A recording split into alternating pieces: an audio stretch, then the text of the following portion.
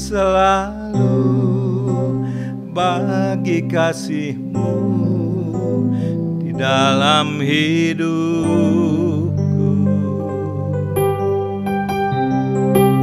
Tak akan ragu atas rencana-Mu untuk masa depanku. Sebagai Bapa yang baik, takkan pernah Kau melupakanku. Sebagai Bapa yang baik hati, takkan pernah Kau meninggalkanku. Kan menari dan bersuka karena-Mu, oh Yesusku, dan ku kan minum air-Mu bagai rusa rindu. Selalu ku hidup dalam-Mu dan hidup-Mu di dalamku, oh Yesusku. Kau sangat ku cinta.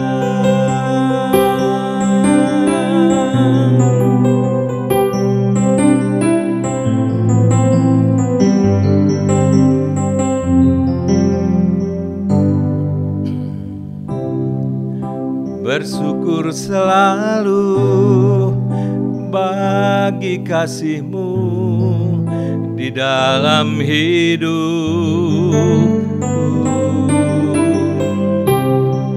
Tak akan ku ragu atas rencana-Mu untuk masa depanku. Sebagai Bapa yang baik, takkan pernah Kau melupakanku. Sebagai Bapa yang sangat baik,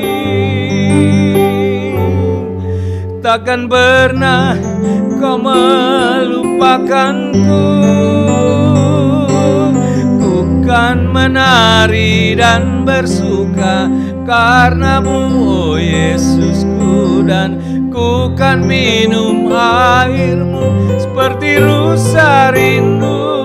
Selalu ku hidup dalam-Mu dan hidup-Mu di dalamku, oh Yesusku. Kau sangat ku cinta.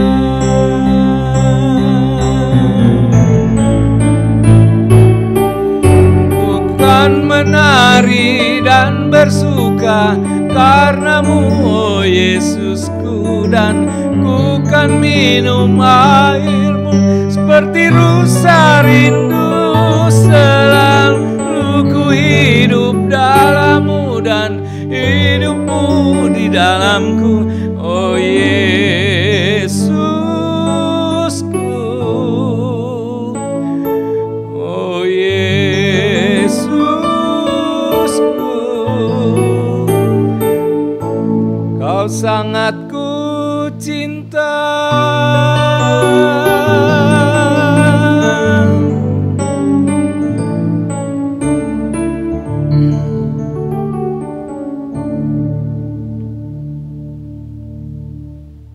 Shalom, selamat pagi dimanapun saudara berada. Saya Peter Napitupulu mengucapkan selamat datang dan selamat jumpa kembali di acara Embun Pagi. Topik pagi ini, merdeka dari hutang. Ada kisah konflik seorang suami terhadap istrinya yang tidak dapat mengelola uang dengan baik. Sepasang suami istri ini sudah dikaruniai beberapa anak, tapi selalu ribut alias berantem karena masalah ekonomi dalam keluarga. Suami merasa sudah memberikan semua penghasilannya, gajinya kepada istrinya, Namun istrinya tidak mampu untuk mengelolanya dengan baik, sehingga pertengkaran pun tidak bisa dielakkan setiap harinya di tengah keluarga ini. Bagaimana jika kisah yang mirip terjadi di sekitar kita? Hutang dalam topik ini bukanlah hutang perusahaan atau hutang negara yang biasa digunakan untuk menggerakkan kegiatan ekonomi atau kegiatan satu perusahaan. Dan hutang di dalam topik ini tidaklah hutang akibat musibah secara mendadak. Tapi hutang dalam konteks ini adalah hutang satu keluarga yang bersifat konsumtif untuk keperluan biaya hidup sehari-harinya. Di dalam 2 Raja-Raja pasal 4 ayat 1-7, kita teringat kepada seorang istri Nabi yang ditinggalkan oleh suaminya. Suaminya itu Nabi loh saudara. Tapi istrinya harus menanggung hutang. Sang istri ini datang mengadukan nasibnya kepada Nabi Elisa karena memang kedua anaknya sudah terancam hendak diambil paksa oleh pemberi hutang. Sesuai Amsal pasal 22 ayat 7, yang berhutang menjadi budak dari yang menghutangi. Ada yang menarik ketika kita mencermati kisah istri Nabi tersebut, yaitu tinggi rendahnya kerohanian seseorang bukanlah jaminan untuk serta-merta dapat mengelola dengan baik keuangan keluarga. Level keluarga Nabi sekalipun kalau kita lihat itu terlilit hutang. Dan kedua anaknya terancam akan diambil paksa oleh pemberi hutang untuk membayar hutangnya. Untungnya, istri Nabi tersebut datang kepada alamat yang tepat dan dia bersedia terbuka konsultasi kepada orang yang tepat. Kegagalan dari beberapa orang yang membuat orang tersebut tidak bisa merdeka dari hutang. Di antaranya, orang ini tidak bersedia terbuka. Ada budaya malu. Malu, namun tidak pada tempatnya. Malu kalau saya ini diketahui oleh orang lain berhutang, sementara saya ini adalah pelayan Tuhan yang aktif, atau memiliki nama baik di tengah keluarga besar dan di masyarakat. Apa kata dunia kalau sampai orang tahu saya ini berhutang? Kemudian ada budaya takut. Kalau sampai saya terbuka kepada pasangan saya, takut nanti saya ini dimarahin habis-habisan. Takut kalau sampai saya ini akhirnya dipukul dan diancam untuk bercerai. Keterbukaan adalah awal pemulihan. Jika mau merdeka dari hutang, mari kita terbuka kepada pasangan kita atau kepada keluarga kita. Jika suami kita tidak ada lagi, kita bisa terbuka kepada pembina rohani kita atau orang yang tepat yang kita anggap bisa memberikan nasihat yang tepat kepada kita. Dan kalau sampai kita menyalahgunakan kepercayaan daripada pasangan kita, bolehkah kita minta maaf kepada suami kita atau kepada pasangan kita? Apa solusi yang diberikan oleh Nabi Elisa kepada istri Nabi yang berhutang ini untuk bisa merdeka dari hutangnya? Yang pertama dikatakan, beritahukan kepadaku apa-apa yang kau punya di rumahmu. Sepintas sepertinya Nabi Elisa hendak mengetahui barang-barang fasilitas yang ada di rumah daripada Nabi ini. Ya, kita bisa mengandai-andai jika ada barang-barang yang mahal, jangan-jangan keluarga ini memang gaya hidupnya terlalu tinggi. Bisa saja sebahagian daripada fasilitas atau barang-barang dalam keluarga kita bisa kita jual asal hutang kita lunas. Untuk apa memiliki banyak perhiasan tetapi kita terintimidasi dengan dekolektor dan penagih-penagih hutang? Untuk apa kita memiliki handphone yang mahal mereknya, atau pakaian, sepatu yang bermerek mungkin di atas rata-rata, namun kita dikejar-kejar oleh dekolektor? Untuk itu, lebih baik kita jual sebahagian, yang penting hutang lunas dan merdeka. Penting juga kita tahu kemampuan kita untuk dapat membayar hutang kita. Coba kita berhitung dengan bijak. Berapa jumlah pemasukan kita sih setiap bulannya? Dan berapa jumlah cicilan yang harus kita bayar tiap bulan? Perlu selalu dipastikan bahwa pemasukan kita, income kita harus melebihi pengeluaran. Jika pengeluaran masih di atas dari pemasukan kita, bisa saja kita kerja tambahan atau usaha sampingan lainnya untuk meningkatkan income kita. Atau kita juga bisa melakukan efisiensi penghematan di tengah keluarga kita. Mungkin kalau selama ini kita pergi ke kantor pakai mobil sendiri demi penghematan, nggak apa-apa juga kalau kita harus naik bis umum, hemat bensin, hemat juga uang tol, lumayan. Atau kalau kita lihat di rumah kita, AC nyala setiap hari sampai pagi, sampai siang lagi, boleh juga kita melakukan penghematan. Dan di beberapa area lainnya pun bisa melakukan penghematan.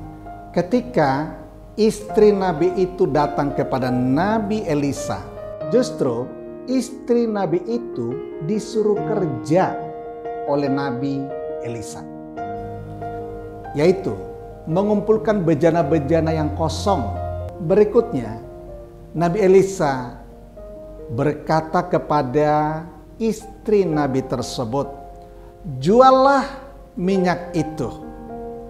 Dan dari penjualan itu terkumpullah uang, dan uang itu siap untuk membayar hutang.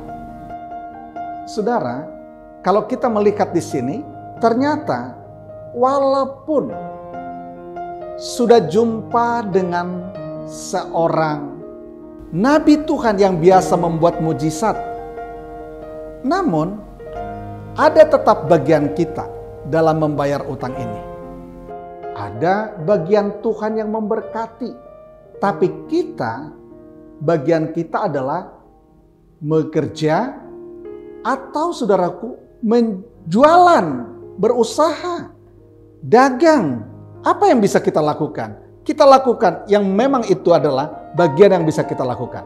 Bagian Tuhan memberkati apa yang kita kerjakan itu.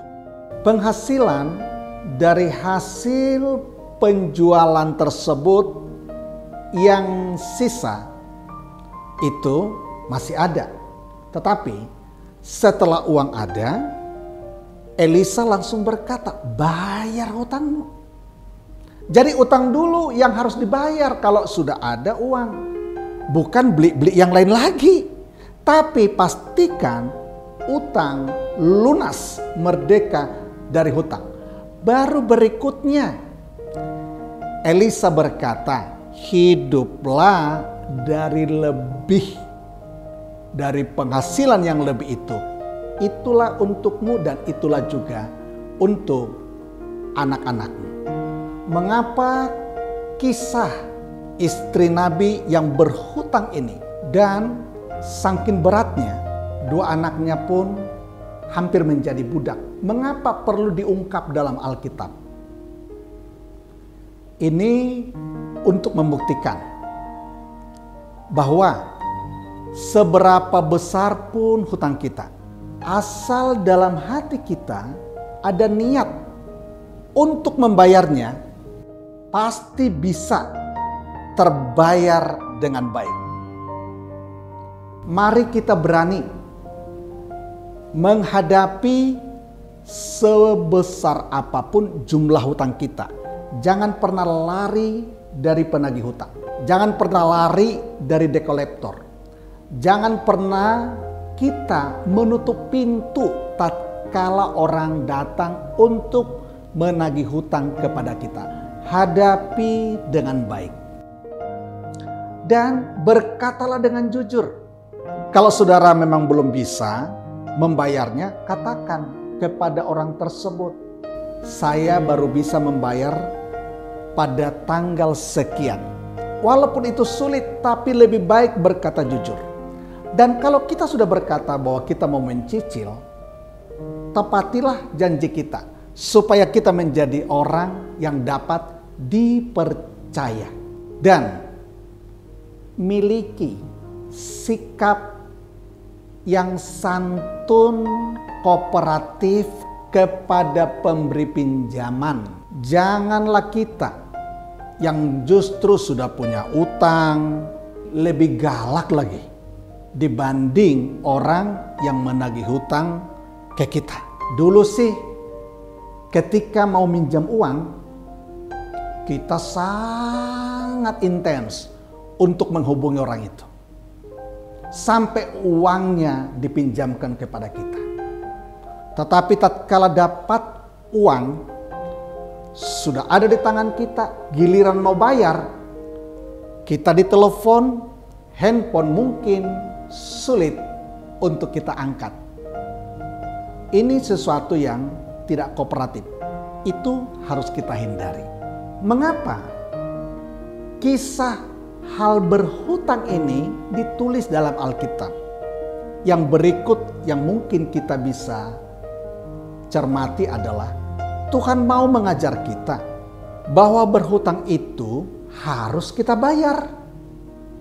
Harus merdeka dari hutang. Tuhan mau agar tidak ada umatnya yang menjadi budak dari pemberi hutang. Hindari diri kita, hindari anak-anak kita sebagai budak dan hidup sebagai budak dari orang pemberi hutang. Mengapa kisah istri Nabi yang berhutang ini ditulis dalam Alkitab?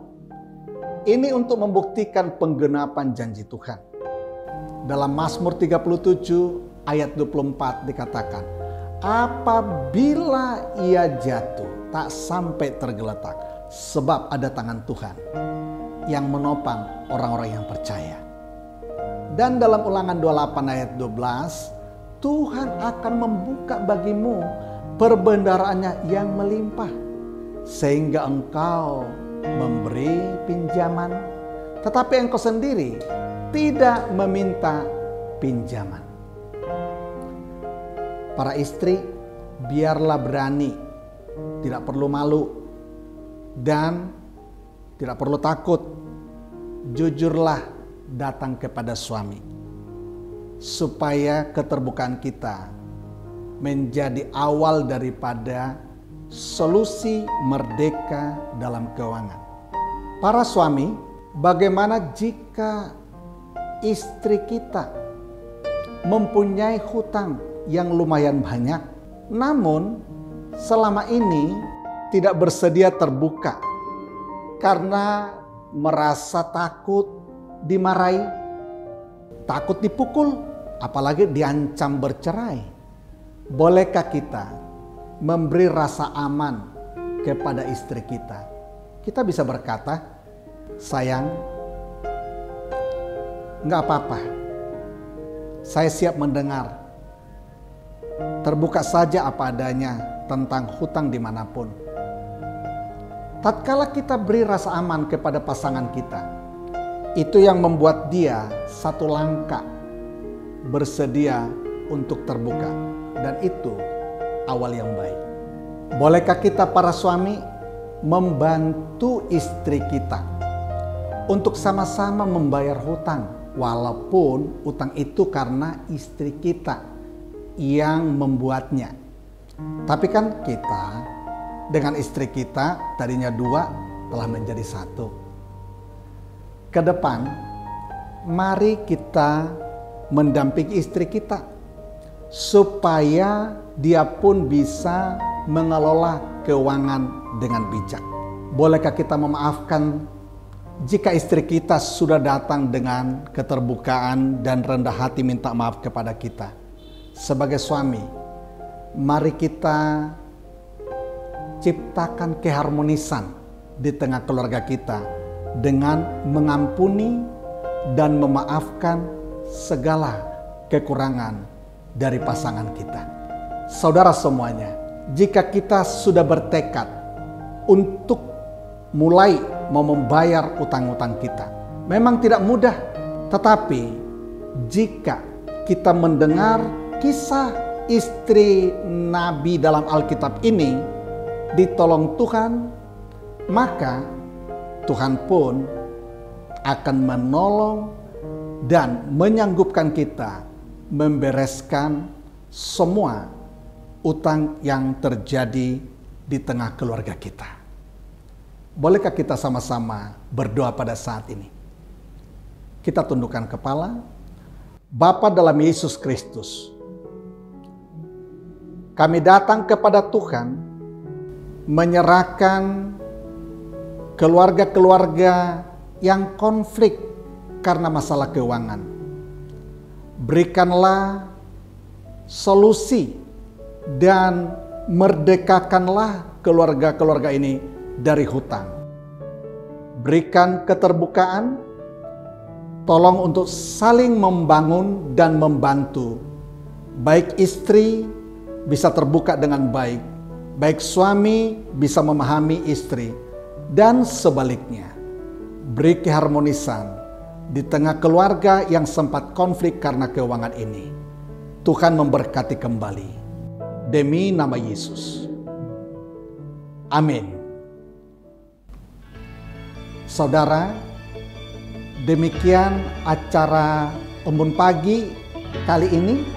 Nantikan acara Embun Pagi dengan topik-topik lainnya pada kesempatan mendatang.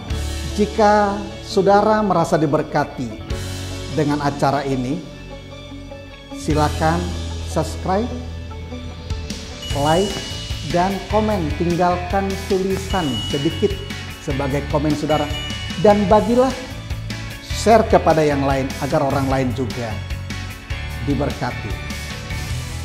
Saya Peter Napitupulu mengucapkan selamat pagi, selamat beraktivitas, salam.